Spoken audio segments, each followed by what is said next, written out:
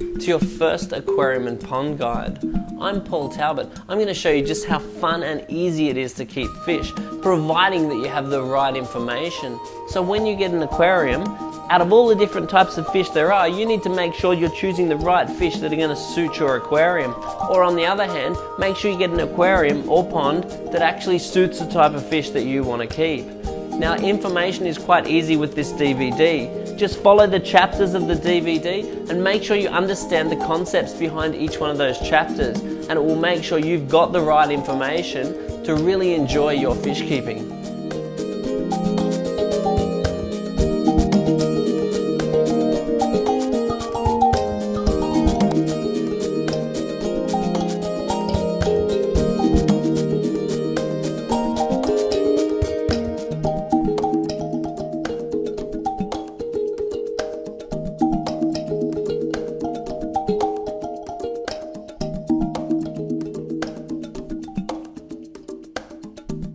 There are so many different styles and size aquariums you can choose. Do remember to try and get your aquarium as large as possible, and you want it as long and wide as you can to increase the amount of surface area on the aquarium. Try not to make your aquarium too tall, because that's what hinders maintenance in the aquarium and reduces the amount of oxygen available to the fish. Once you've purchased your aquarium, you do need to consider what type of fish you're going to put in the aquarium. Some of the popular choices being goldfish, cichlids, tropical fish, and even marines.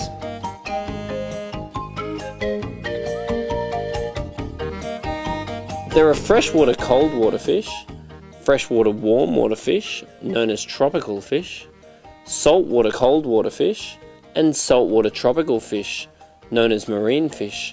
This DVD will show you many different types of tanks and fish, and help you to create the right environment for the fish you select. All the principles in this DVD, expressed with reference to aquariums, also apply to garden ponds. So the basic minimum requirements for fish kept in aquariums or in outdoor ponds are really the same. Now let's dive right into it.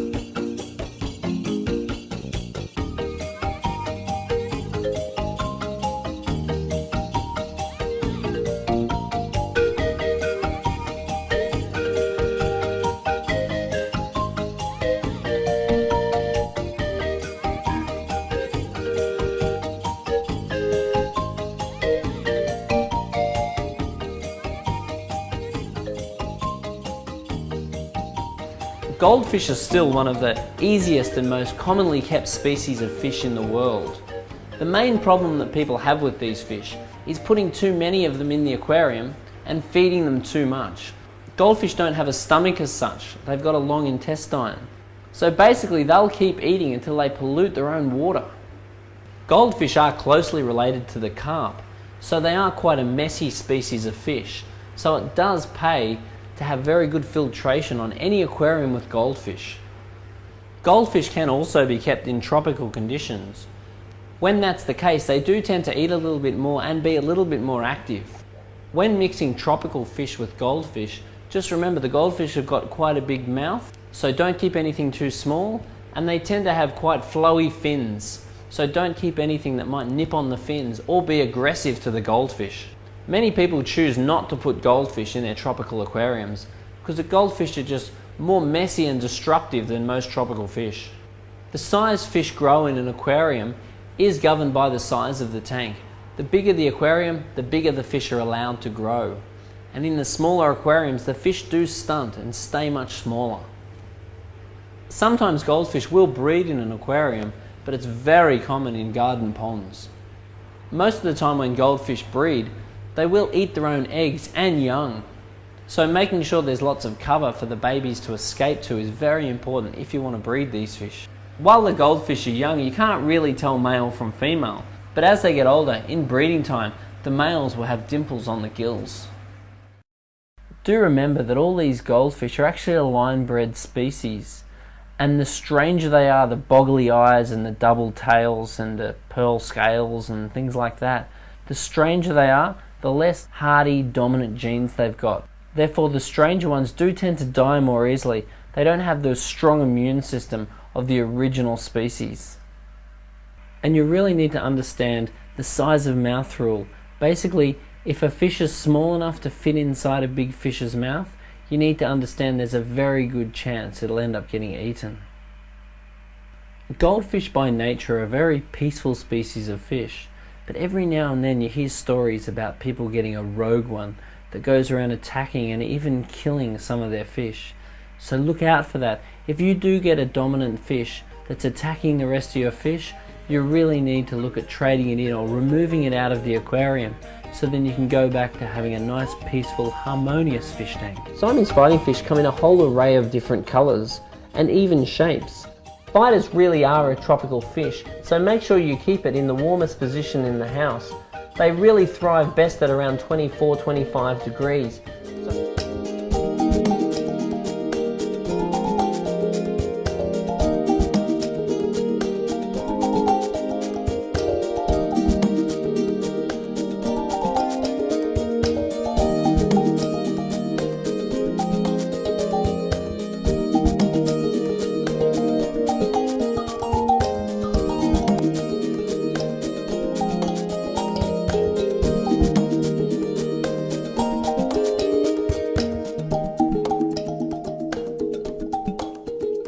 Don't be afraid to keep tropical fish. The only difference between tropical fish and, let's say, goldfish is that the tropical fish require a heater if the temperature is going to fall below 25 degrees. One of the benefits of tropical fish is that you can keep a wider variety of fish, which includes various algae eaters and scavengers that can help clean the aquarium, instead of just keeping fish such as goldfish, which are actually quite messy. Some of the tropical aquariums actually require less maintenance than some of the goldfish aquariums. Also, a lot of the tropical aquariums do much better with the aquatic plants because the aquatic plants enjoy the warmer temperatures and better water quality often offered in a tropical aquarium. In order to grow plants in your aquarium, you do need to satisfy the basic minimum requirements of the plant that you're growing. So you will find that different plants do grow better under different circumstances. And don't forget that a lot of the fish you put in your aquarium will actually eat or uproot the plants. You will find some plants are easier to keep than others.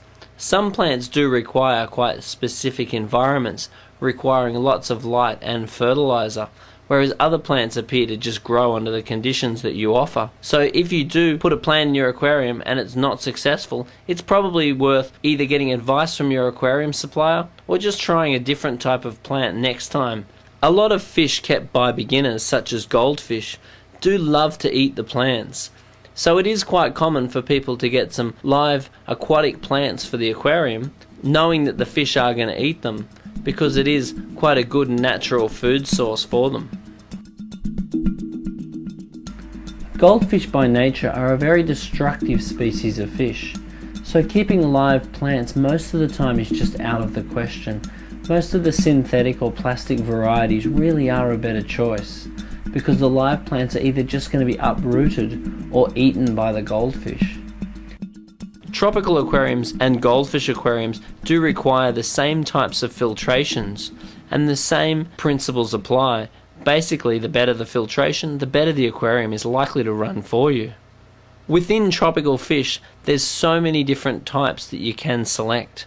One of the most popular types of tropical fish to get are the cichlids, because they're very colourful and extremely hardy, so a great choice for beginners. If you are going to keep cichlids or tropical fish, we really do encourage that you get a copy of your instructional cichlid or tropical aquarium guide before you go ahead, to make sure you've got all of the right information to ensure that you will be successful.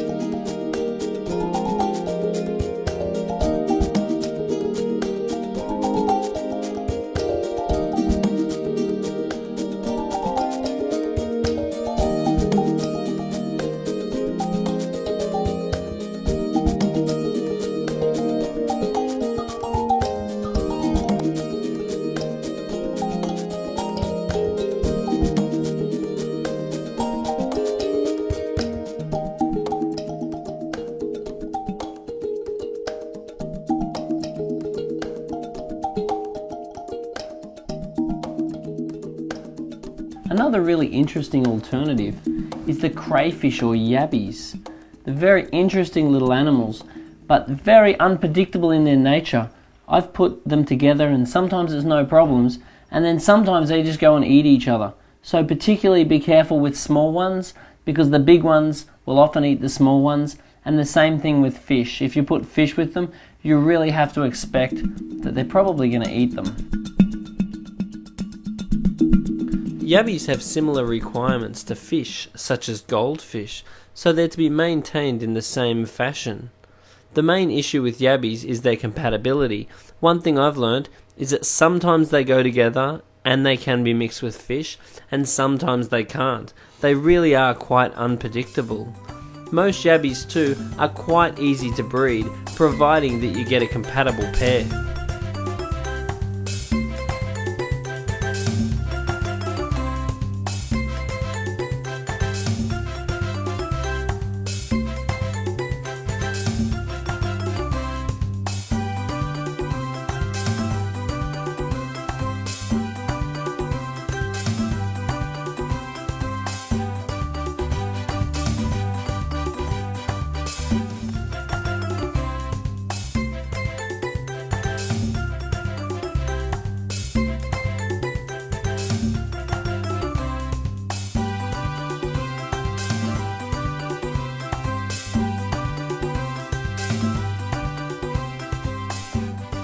People that want to have a really colourful tank of fish but don't want to go to the trouble of a marine tank will often choose cichlids, and that's for their beautiful colours and their amazing personalities. Cichlids are actually one of the most intelligent of all fish, and they're very interesting to watch. You'll see clearly which one's the boss, which one's the wimp, which one has a cave that he doesn't let anyone else in.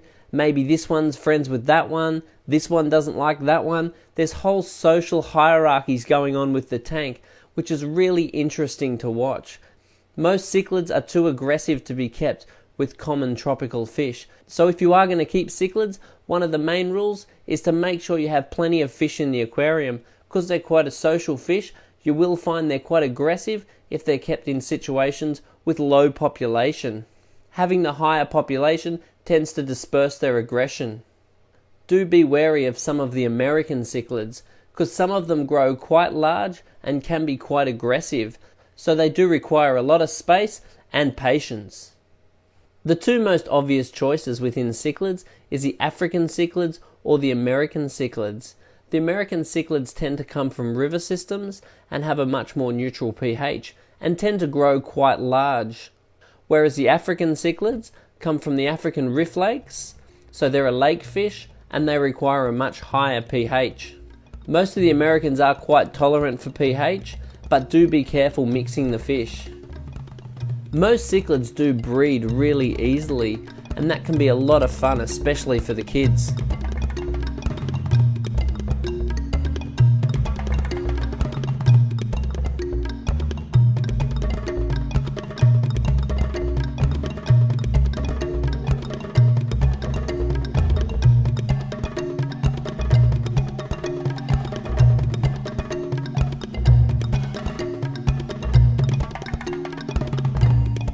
Seahorses are really popular for small aquariums, but if you are going to keep seahorses, at the start you do need to be prepared to feed them live food, such as live brine shrimp. There are ways of teaching the seahorse to take prepared food, such as frozen foods, once they get used to the aquarium. Seahorses are kept in a saltwater aquarium, so you do need to be prepared to learn a little bit more about how to keep the aquarium, because the general rules are exactly the same as keeping a normal saltwater aquarium. So therefore, they're only for someone that wants to get a little bit more involved in their aquarium.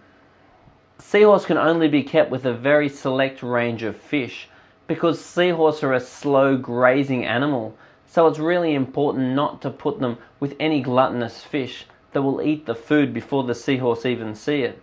In the wild, the seahorse are feeding pretty much all the time, just slowly grazing. Be careful putting seahorse with corals, because many of the corals will actually sting the seahorse. Seahorse are actually quite easy and popular to breed, And the funny thing is, it's the male that has the pouch, and it's the male which raises the young seahorse.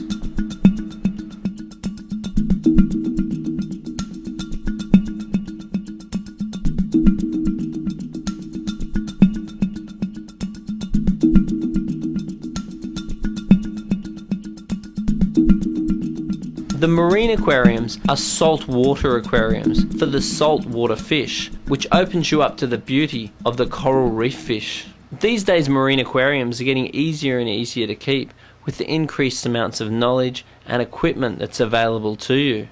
If you are going to keep a marine aquarium, make sure you get a copy of your instructional marine aquarium guide before you go ahead to make sure that you've got the right information before you start. Do remember that the marines are considerably harder to look after than any of the freshwater or tropical species of fish. The information really is the key to ensure that you enjoy keeping beautiful marine fish, because they do require a lot more maintenance and they're a lot more expensive.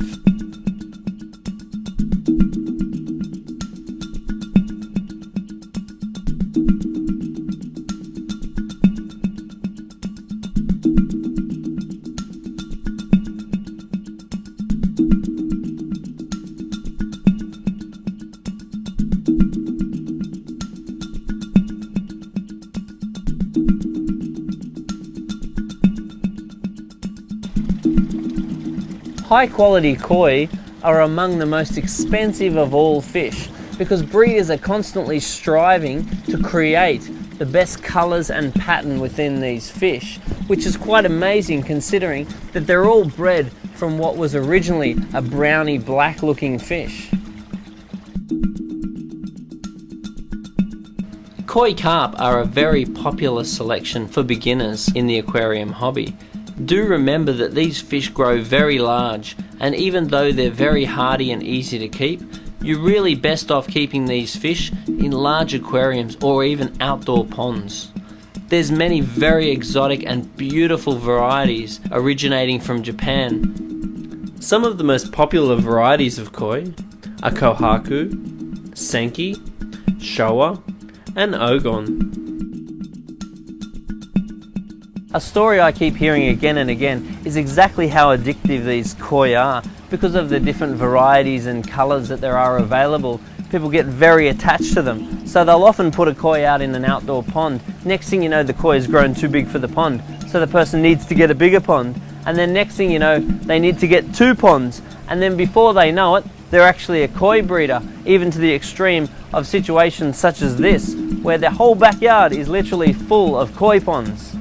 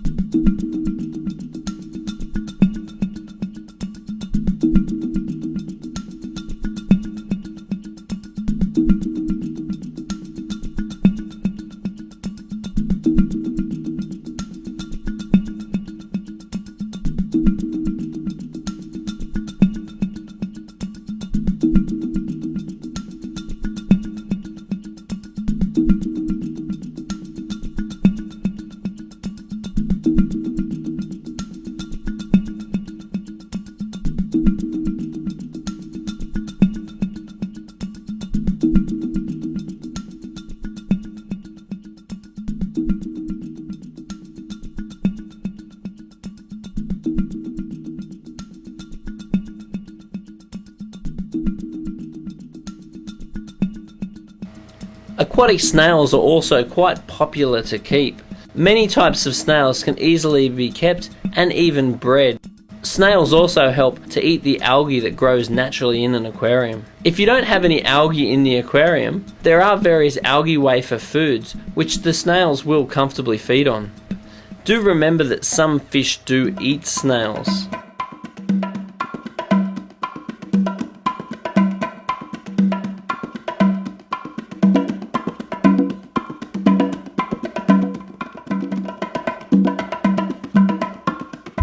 If you want to have a good healthy fish tank full of fish, it really helps to start with healthy fish. So make sure you understand how to pick healthy fish. Make sure that all the fish within the aquarium are swimming freely and look comfortable in the water column. Have nice clean clear eyes, nice clean clear scales, good quality intact fins, and make sure they all look eager to feed, which is a sure sign of good health. For the types of fish you're buying, make sure you know what the colours and shapes of the fish should look like. Depending on the type of fish, make sure you get the individual that looks very active and healthy. Don't get the one that's huddled in the corner or looks like it's having trouble maintaining its position in the water column. It's really important that you know what type of fish you have in the aquarium, because you may need to get advice on what type of fish you can add to the aquarium to make sure that they don't fight or even kill each other.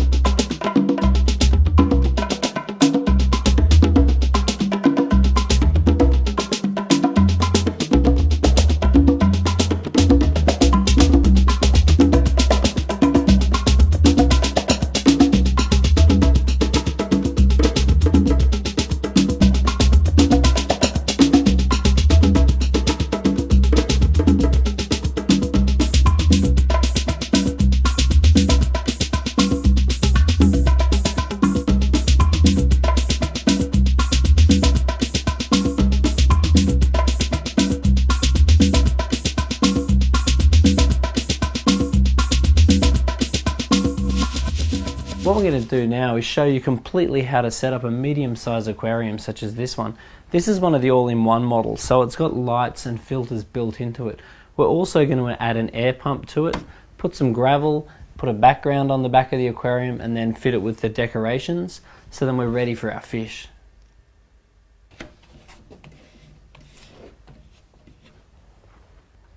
When you're looking at where to position your aquarium, remember that it does need power, and also keep it away from any direct sunlight. The next thing we've got to do is to pour in our pre-washed gravel.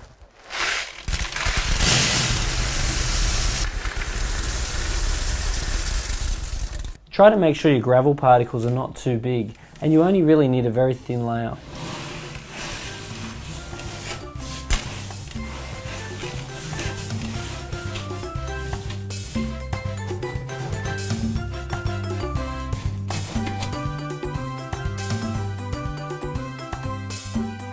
Now what I'm going to do is set up the air line. What I'm going to need is an air pump, some air line and an air stone.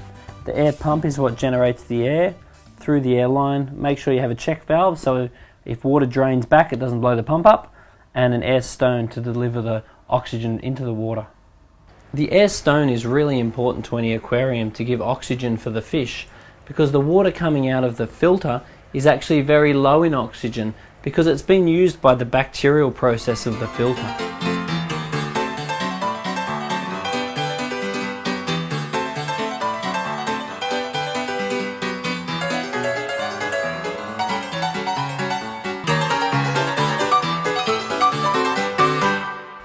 Now what we're going to do is set up the filter. This particular model has got a top filter. Now every single type of filter is going to have an impeller, and it's really important that at least every few months you give that impeller a clean. And the way that you do that is just pull the impeller out, give the magnet a good clean, and also clean out the housing in which it came out of. The next thing we're going to do is put the filter on the aquarium. This particular model has got a top filter.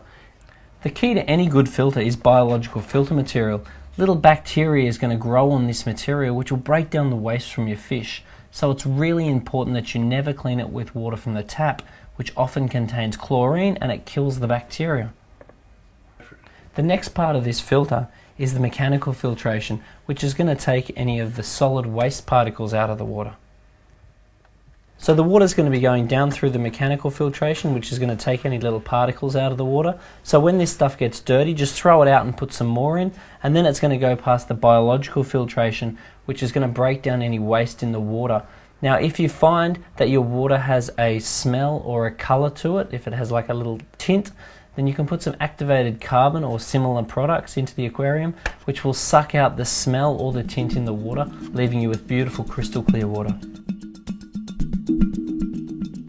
Plug in the pumps and get the filters running before you're ready to add the fish, and make sure the power points are away from anywhere that you can spill water on them. It's really important you use water rager with any new water you add to your aquarium. Always use at least a double dose to make sure you're getting rid of the chlorine in the tap water. Many freshwater fish like goldfish really benefit from having some salt in the water. Normally you go off about a 1 teaspoon per 5 litre dose rate. Make sure you use pure salt or aquarium salt. When you bring the fish home from the aquarium store, they'll typically be in a bag like this one, in which they'll have a little bit of water and plenty of air. Remember, the fish don't run out of water, but they do run out of air. If you're going to be travelling for quite a while, do ask that they put oxygen into the bag, so therefore the fish will be safe in the bag for quite a long time. While you open the bag, it's really important to roll the bag open. Don't just fold the bag over the top of the aquarium, because that'll cut off the oxygen supply. If the pH in the aquarium is any different to the bag, it's a good idea to add a glass of water from the aquarium every 5 minutes to allow the fish to adjust to the new pH. It's a good idea to net the fish out of the bag so you can discard that water, because the water that the fish have transported in will typically have a fair bit of waste in it, which you don't want in your new aquarium. Now all we've got to do is add the lighting on the top of the aquarium. Because this is an all-in-one model, the lights are built into the hood. Now there are also different types of tubes are available, which will render different colours to the aquarium. As far as the goldfish are concerned, which one you choose is really up to you, what colour you like the look of. It's normal for the fish to group together and hide at the back when you first introduce the fish to the aquarium. And it's really important you take your time and be very patient when you're introducing your fish. Only put a few fish into the aquarium, then wait a week or so the bacteria in the filter can grow to break down the waste from those few fish, and then add a few more fish, and then wait a week, and then add a few more fish, because if you go putting in too many fish too quickly, there's not enough bacteria in the filter and all your fish are just going to die.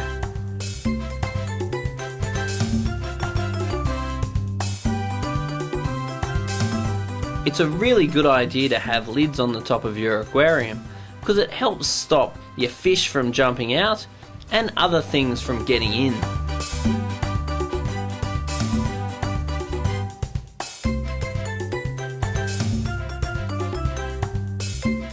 Putting lights over the aquarium is really what makes the aquarium stand out in the room.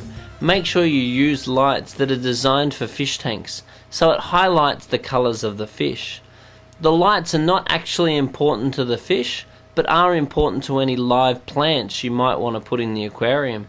If you are going to keep live plants in the aquarium, make sure that you are replacing your light globes every 9 months, and make sure you do have enough light for the types of plants that you wish to keep in your aquarium.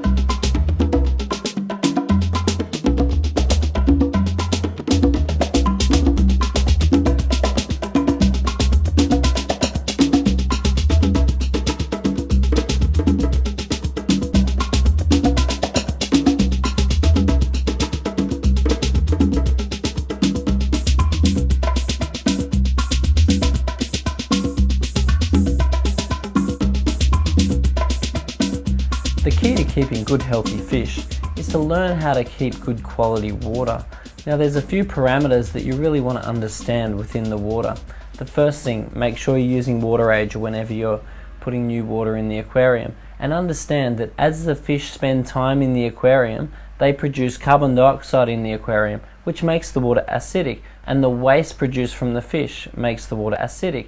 So therefore, if you don't control, at least understand the pH of your aquarium, your pH tends to fall to acidic, which can actually burn the fish and cause them to get sick and even die.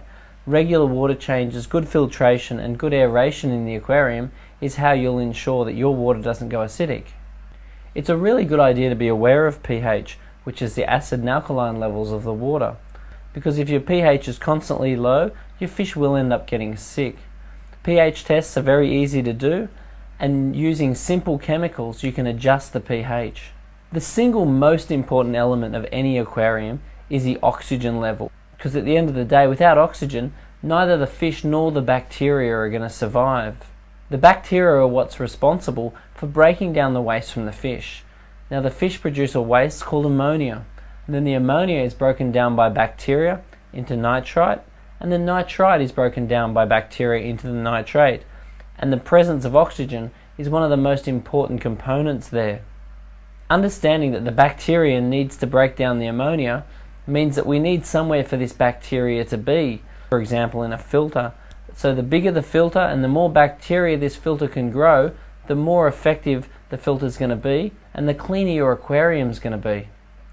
If you don't have a filter in your aquarium, then the bacteria is going to grow in the aquarium, both on the walls of the aquarium, on any decorations, and on the gravel. Any medium which grows bacteria, especially in the filter, must not be cleaned with tap water, because most tap waters contain chlorine, and the chlorine is going to kill any bacteria, causing an ammonia spike in the aquarium. The waste products ammonia and nitrite are easily tested, so you can either get a test kit yourself or take it down to your local aquarium shop and they can test it for you. We do find by adding about 1 teaspoon per 5 litres salt to the water that it does increase the body slime and the general immune system of most fish, especially goldfish. If your water's ever got a smell or a colour to the water, it's a good idea to add some activated carbon to the filter, and what that'll do is suck out any of the smell or colour. But make sure you throw it out after about a month, because it can actually release what it's collected back into the water again.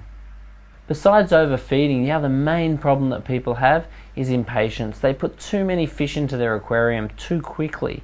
Only put a few fish into the aquarium, then wait a week or so the bacteria in the filter can grow to break down the waste from those few fish, and then add a few more fish, and then wait a week, and then add a few more fish, because if you go putting in too many fish too quickly, there's not enough bacteria in the filter and all your fish are just going to die. It's really important to understand that a big fish produces a lot more waste than a little fish. It's always better to start with the smaller fish and let them grow into your aquarium. Fish do only grow to a certain size within a certain aquarium, so the bigger the aquarium, the bigger the fish are able to grow to.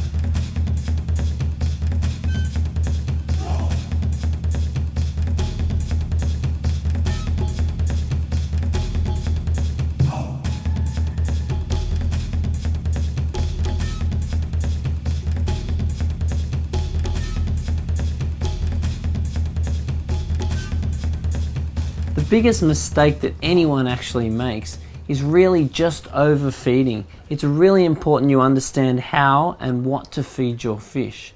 Try to feed your fish a good variety of foods, because it's best if they're not getting the same food every day. And when you buy your foods, buy the smaller containers, don't buy the big bulk packs, because after a while the food does go stale. So keep the smaller containers so then they can stay fresh. Whatever you do, don't follow the instructions on the food container for how much to feed your fish, because I find it's always way too much. I normally recommend a 30-second rule. So you put a little bit of food in the aquarium and make sure that it's all consumed after 30 seconds. And I generally do that about 5 times a week. So the fish don't need to be fed every day. If you forget once or twice a week to feed your fish, don't worry, they can just scavenge and help clean up the environment. The 30-second rule really is a guide, so you must be looking at your fish. If you see them getting thin, you need to increase the amounts of food you're putting in. And then if you see them getting fat, then you definitely need to decrease the amount of food going in. It's best to only have one person responsible for feeding your fish, because you don't want mum to come home and feed the fish, and then dad comes home and feed the fish, and you feed the fish, and then a friend comes over, so show him and let him feed the fish. And the fish just end up getting overfed. So one person's got to be responsible in the family, and that one person is the only person that feeds the fish.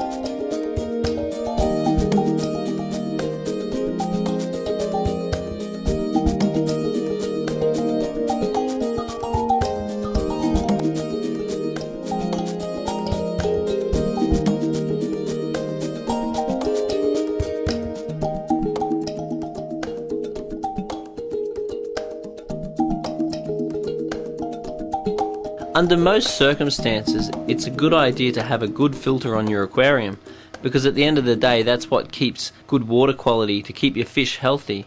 Now there's various different types of filters that you can get which are going to suit different applications and different budgets. There are three main types of filters: biological filters, mechanical filters and chemical filters.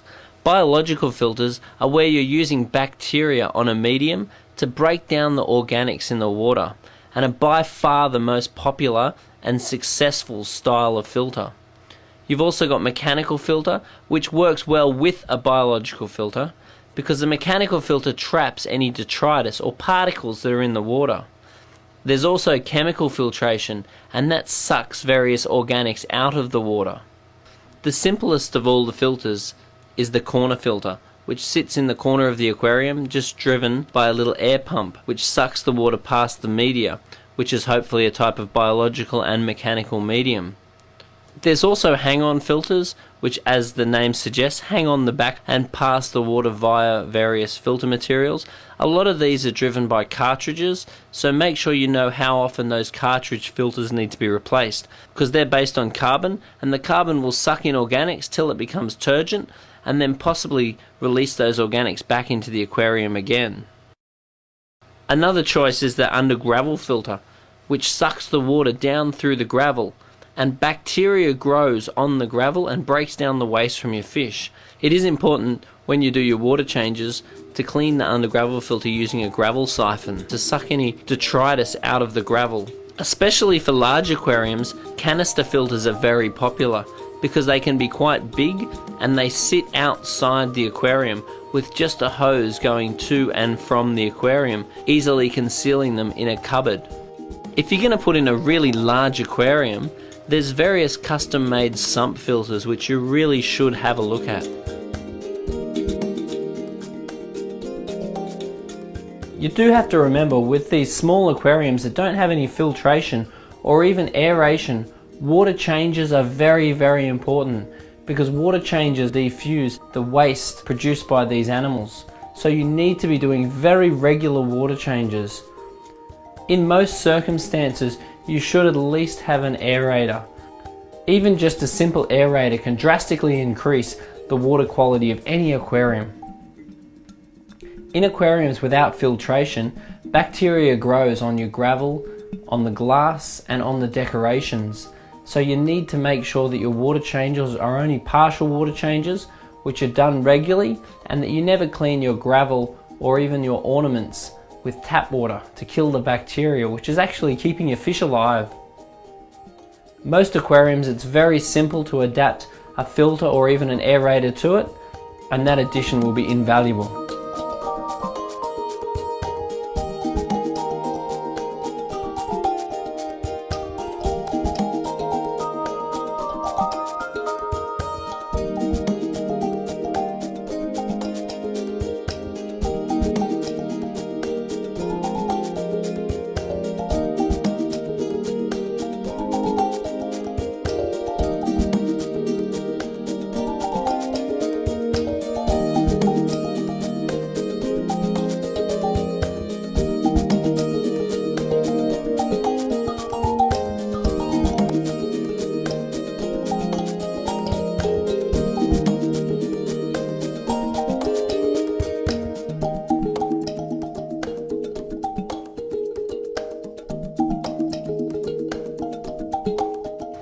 One of the biggest turn-offs for many people is the growth of algae in an aquarium. If you clean the algae regularly, you'll find that keeping on top of it's quite easy. But the longer you leave that algae growing in the aquarium, the more stubborn the algae will become and the harder it is to get rid of. Reducing the amount of light over the aquarium tends to reduce the amount of algae, and making sure you have good filtration helps to keep algae down. Another common consideration is to go for a tropical aquarium, which you can actually keep various catfish in, and the catfish will eat the algae. The addition of aquatic snails can also help contribute to reducing algae in your aquarium. The main reason why people experience problems with algae is having their lights on too long. If you don't have any live plants in the aquarium, try to keep the light on mainly while you're viewing the fish. If you do have plants in the aquarium, try to have the lights on for a maximum of 8 hours a day. Other reasons for problems with algae is if you don't have a properly maintained filter, or if you're not doing enough regular water changes, or if you have too many fish, or if you feed them too much. If any of those problems occur, especially with the presence of direct sunlight, algae is very likely to be a problem. So algae can be quite easily controlled, providing you fix those problems.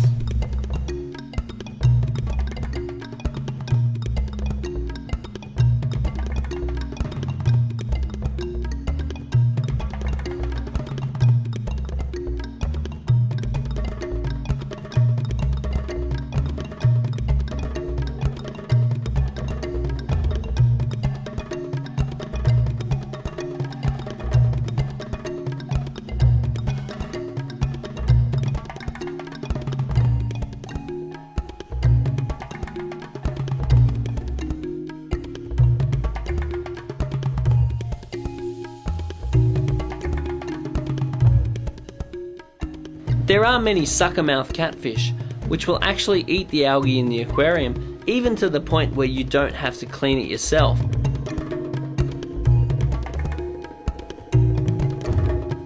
You do need to consider what sort of fish you're going to keep with suckermouth catfish, because some of these need to be in warm water and they will suck on the side of many vulnerable fish, such as goldfish.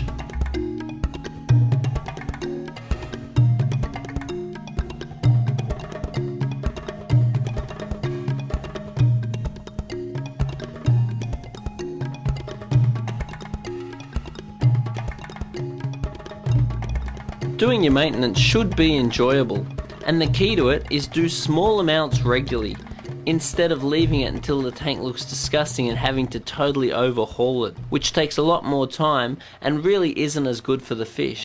When you are doing your maintenance, you need to clean the glass, clean the gravel when you're doing a water change with a gravel siphon, do a partial water change, and check on the water quality of the aquarium, and clean the filters of the aquarium. These things really shouldn't be a burden if done regularly.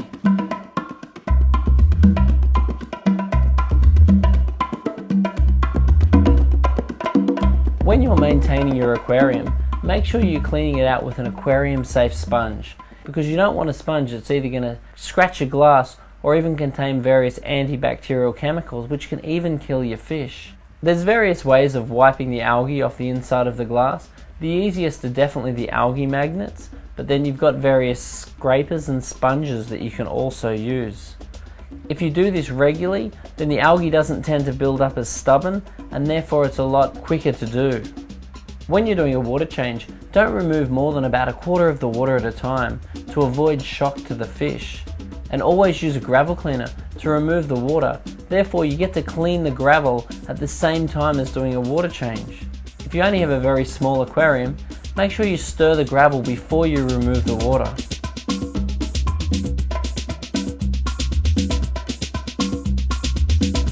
All of the waste in your aquarium primarily comes from the fish food that you add to the aquarium. So the more food you add, the more waste you're going to have to contend with. So the fish eat the food and the fish produce the waste. Then you need filters that can break down the waste from the fish. And it's important that you clean the filters so they don't clog up with this waste.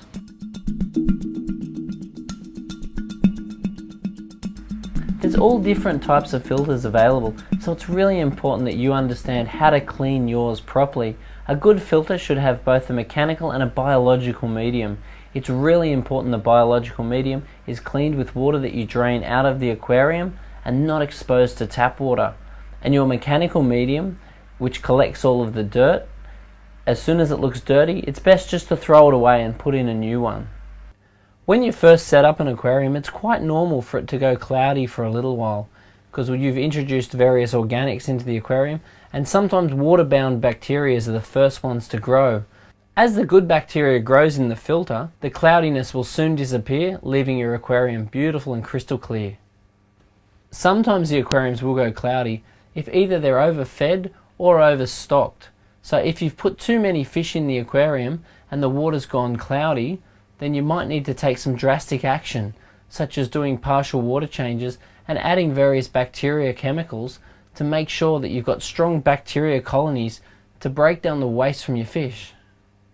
Adding too many fish at once is a major problem and will often cause the water to go cloudy as well. Whatever you do, make sure you don't put too many fish in at once in the aquarium.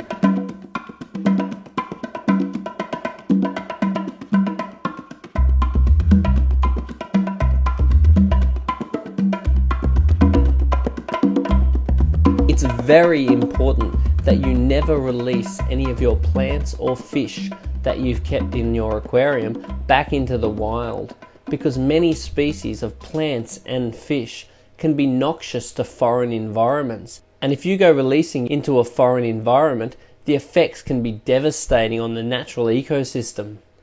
If you do have plants or fish that you don't want anymore, because either you're getting rid of the tank or they're grown out of your tank, take them back to your local pet store, because they'll be able to find a new home for them, and your local river or lake is definitely not the right place.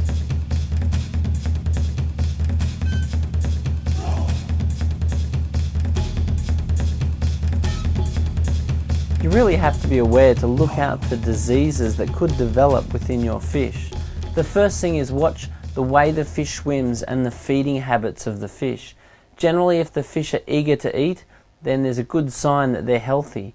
On the other hand, if they're not taking food and they're acting irregularly, that's when you really need to look over the fish for any signs of disease. The most common disease that you're going to encounter is called white spot, which is little white dots on the fins and the body of the fish. This disease is generally easily treated. Just increase the amount of salt in the water and get a commercially available medication. There's plenty of them on the market and they are quite effective. And this is providing that you find why the fish got sick in the first place. Because remember, the fish don't usually just get sick. If you're offering good water quality for your fish, they shouldn't get sick because they've got very good natural immune systems in healthy conditions. So the key to keeping good healthy fish is to keep good healthy water. It's very rare for your fish to get sick if your water quality is high. Really watch temperature fluctuations as well. If you notice your fish getting sick and there's been drastic changes in temperature, then you might want to think about either relocating the aquarium to a more consistent temperature area, or even putting a heater in the aquarium. And the heater is going to take away those low dips of temperature which are likely to make the fish sick. The next thing you're likely to encounter is a bacterial infection.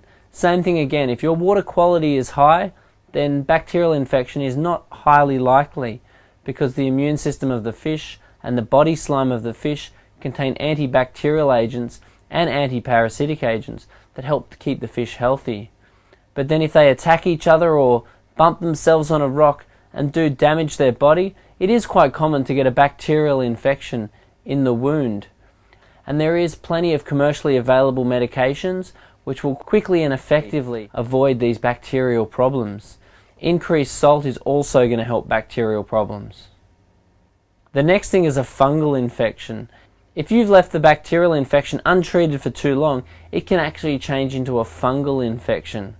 And same thing again, good water quality is really the key to solving these problems, and there are plenty of commercially available medications.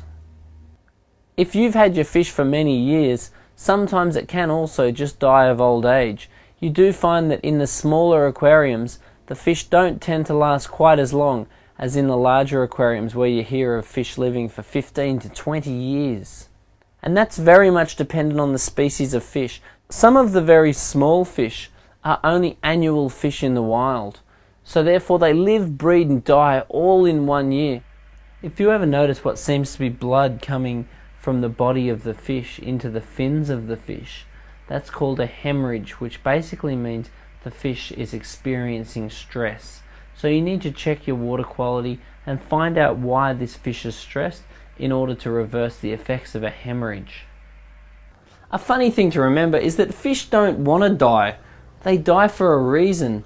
So if you've got fish in your aquarium that keep on dying, get a jar of water out of the aquarium and go down and see your local aquarium shop and go through with them what it is you've been doing and don't just buy some more fish without changing the circumstances to make sure the new fish are going to live.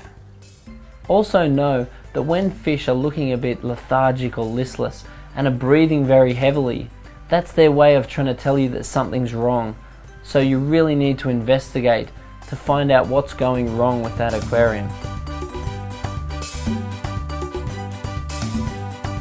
So look at what it is you've been doing.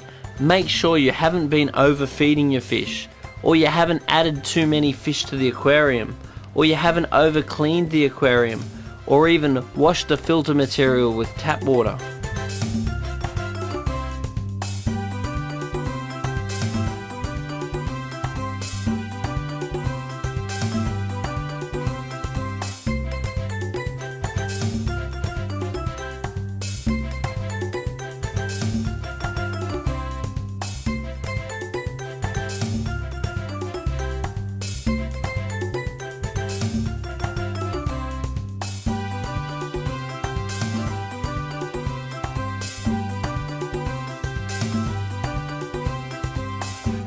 Some of the larger growing goldfish and koi carp are really best suited to outdoor ponds. An outdoor pond, if designed properly, can be an absolute asset to any backyard and is the ultimate water feature, offering hours of enjoyment and pleasure. A lot of the same principles for keeping fish in an aquarium also apply to keeping fish in a pond. Don't change too much water at once. Don't clean the filter material in water from the tap, which might contain chlorine. Don't overstock your pond. Don't overfeed your pond. So most of the things you're learning about how to look after an aquarium are also relevant to looking after your pond and ensuring the health and safety of the fish you do put in your pond. Just as filtration is very important to an aquarium, it's also very important to a pond. There are some very fancy and effective pond filters now available, delivering you crystal clear water all year round. One of the most important elements of these sorts of pond filters, besides biological and mechanical filtration, is the addition of a UV sterilizer, which kills the green water, which is the little algae spores which discolor the water of a garden pond under the strong summer sun. Water flow and aeration are very important to any garden pond, just as it is with an aquarium. Most water flow or aeration is done through water fountains or waterfalls. Just as the fish in the aquariums like some cover or places to hide, that's also the case with the garden ponds. So do look at some of the aquatic plants and lilies that are available as valid additions to your pond.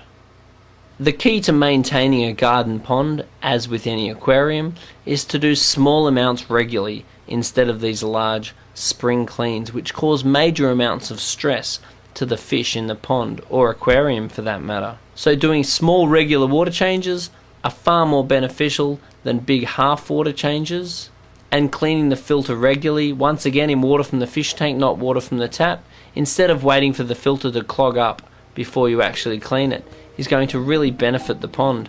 Also make sure you're looking after the pH of the pond to make sure your water doesn't go acid, because most of the fish you're going to keep in a pond are really going to thrive in more neutral to alkaline waters.